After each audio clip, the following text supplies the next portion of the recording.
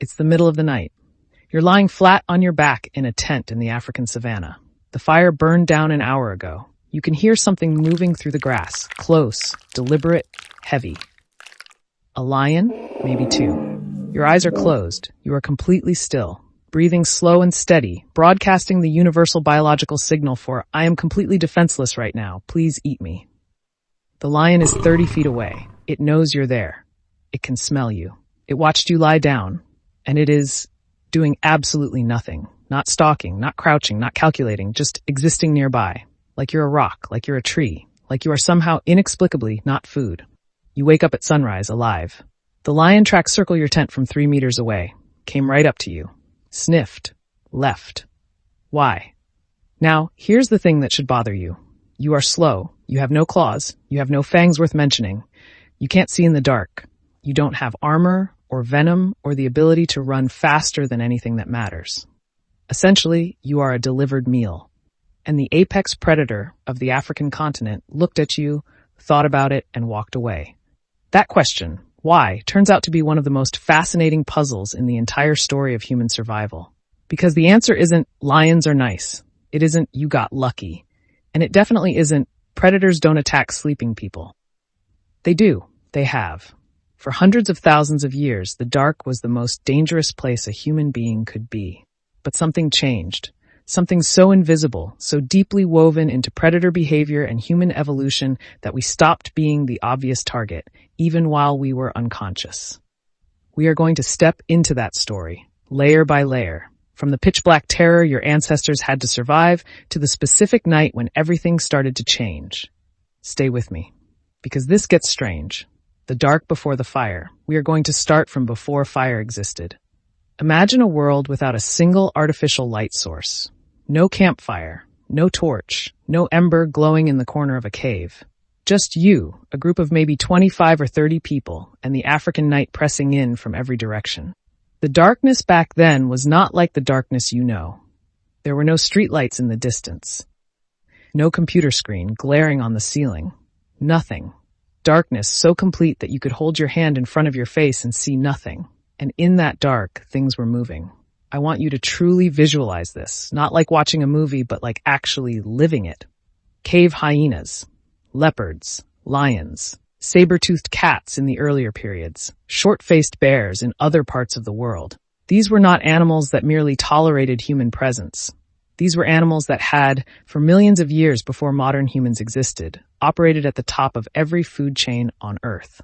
And the small, bipedal, mostly hairless primate who had recently come down from the trees was not a rival. It was a snack. The fossil record is not subtle about this. Paleoanthropologists have found early hominid skulls, australopithecine crania, with leopard tooth puncture marks that match perfectly. The pattern is specific. A leopard grabs the skull from above, puncturing the top with its upper canines, the bottom with its lower canines. Clean, practiced, routine. These weren't ambushes. These were feeding events. Your ancestors were not the predators back then. They were the prey. And the night was when the math got worst. Leopards are crepuscular and nocturnal, most active at dusk and dawn, completely comfortable in total darkness. Hyenas operate in the dark with hearing and smell that make human senses look like malfunctioning equipment. Lions hunt in groups after sunset, using the darkness to coordinate ambushes that daylight would easily expose. The human animal, by contrast, has nearly useless night vision compared to most of its predators. Eyes that require significant ambient light. No tapetum lucidum, that reflective layer behind the retina that makes a cat's eyes glow in the dark and allows them to see in conditions that render humans completely blind. Human hearing is good, but not exceptional. Human smell is, by predator standards, almost vestigial. So what did early humans actually do at night? Here's the part nobody puts in the textbooks. They didn't sleep 8 hours straight. They didn't crawl into a cave, close their eyes, and simply trust that morning would come. Sleep, for most of human prehistory, was not a single continuous block. It was fractured, interrupted, communal, and watched. We will come back to that. But first, you need to understand why the darkness of the night wasn't the only problem. The real problem was you had nowhere to run.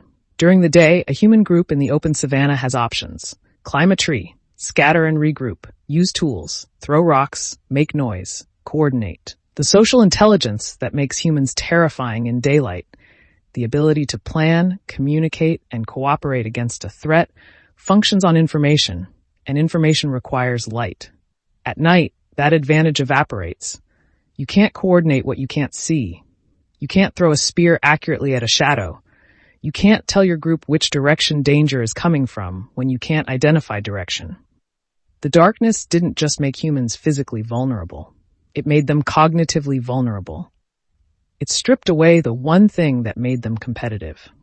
And predator evolution knows that. Big cats, in particular, are not random opportunists. They are calculated hunters shaped by millions of years of selection. They target the vulnerable. They target the isolated.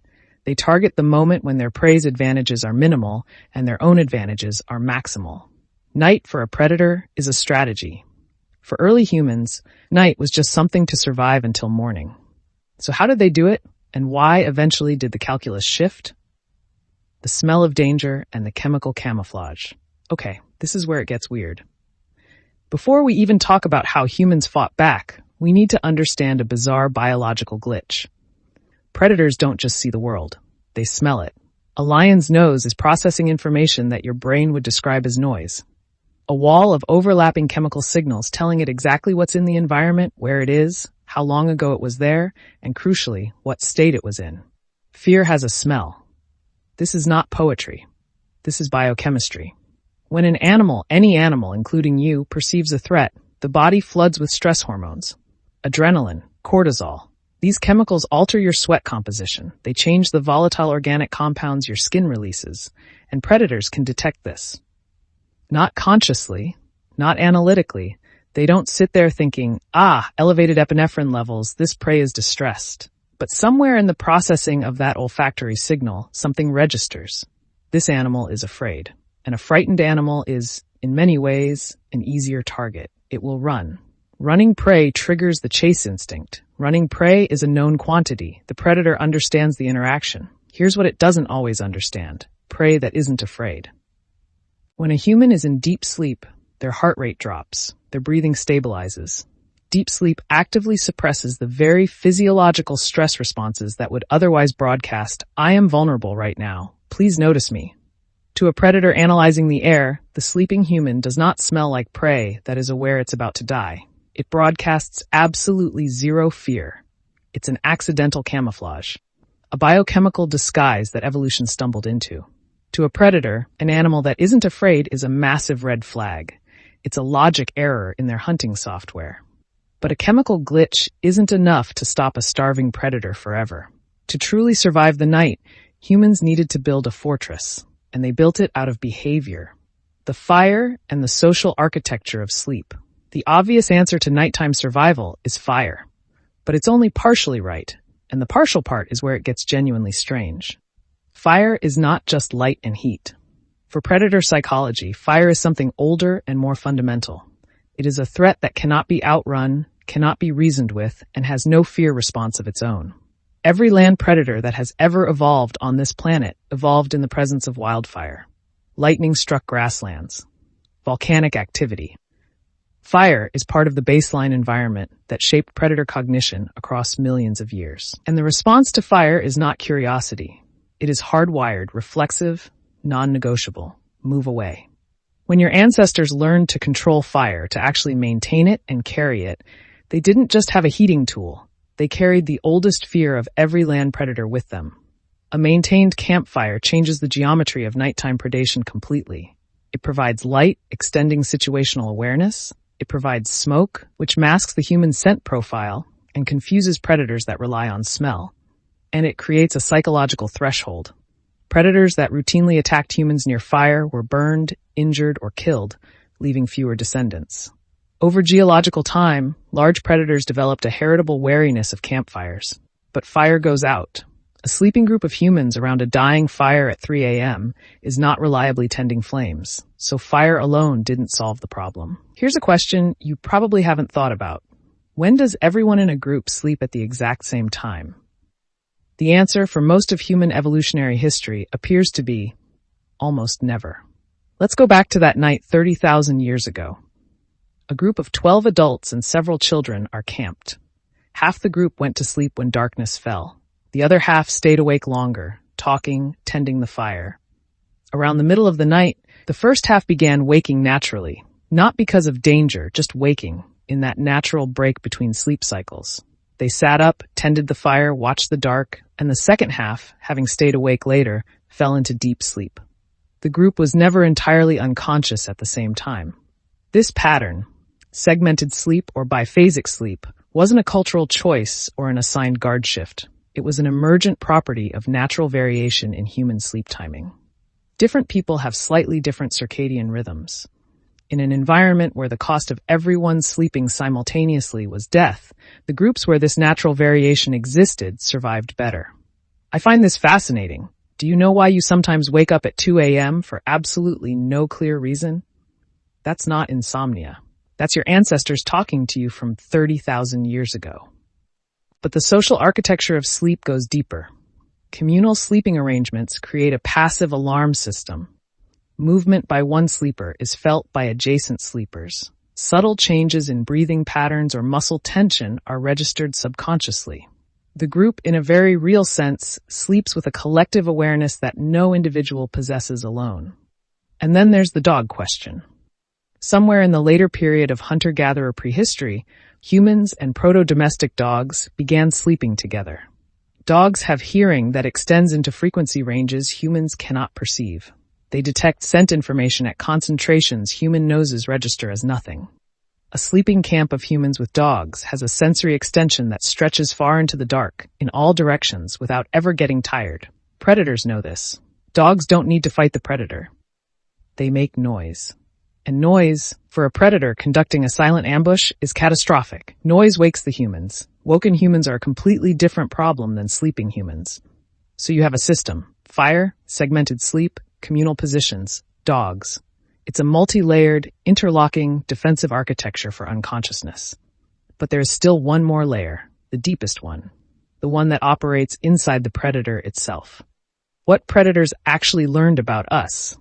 Let's talk about something that almost never gets discussed in this context, predator learning. We often think of evolution in genetic terms, traits changing over geological time. But predators also learn behaviorally, much faster. What did predators actually learn about humans over thousands of years of contact?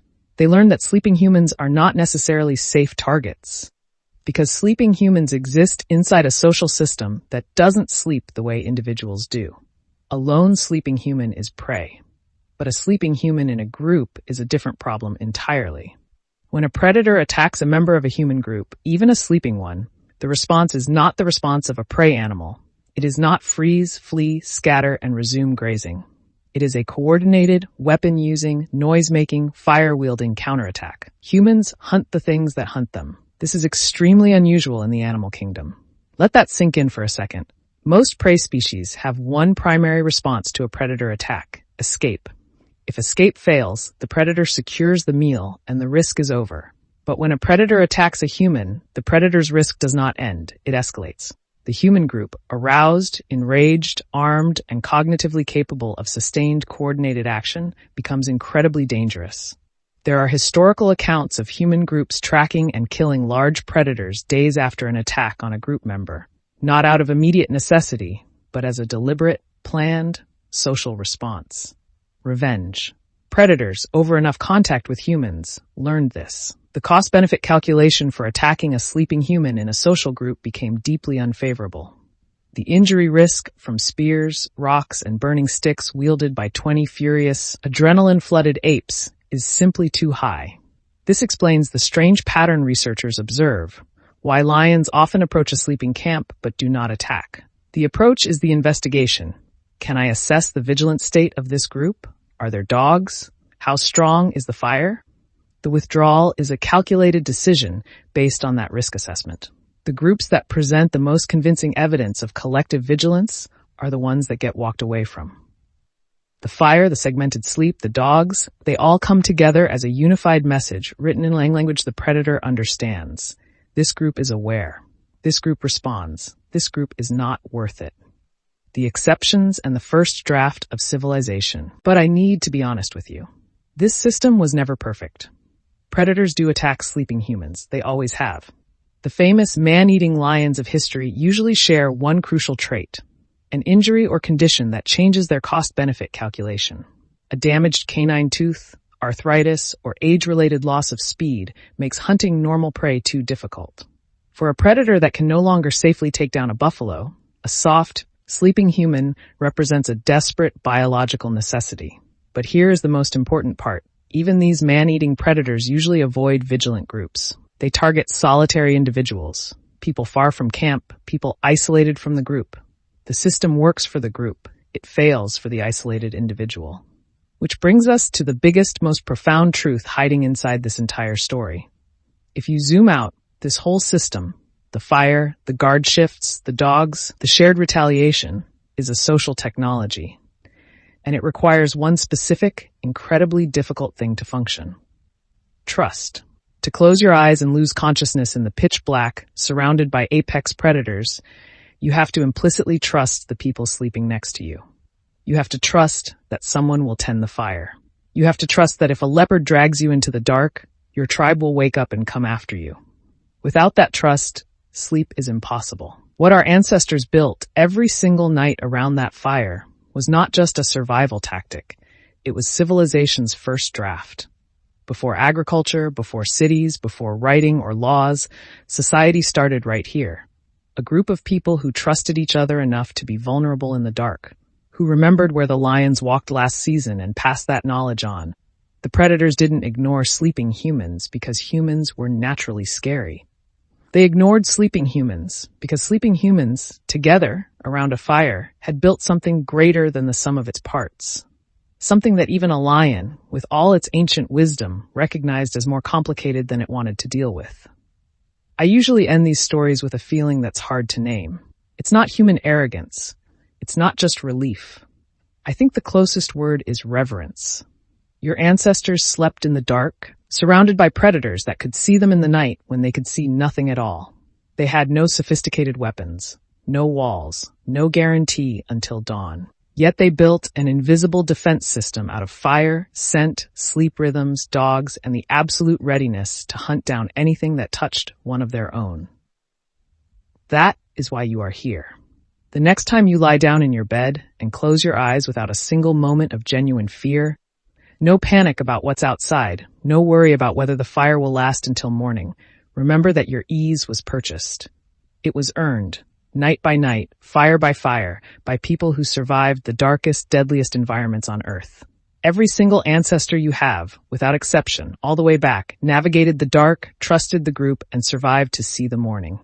And then they passed you forward. The predator circled, assessed, left, and somewhere in the oldest part of your brain, something knows exactly why. 300,000 years later, you're still sleeping next to the people you love. Funny how that works. If you are camping tonight and looking out into the dark with a brand new sense of awareness, I'm sorry. Or maybe not. Tell me in the comments, how long do you honestly think you'd survive if dropped into the African savanna with nothing but a stick and a flint? I will read every single one.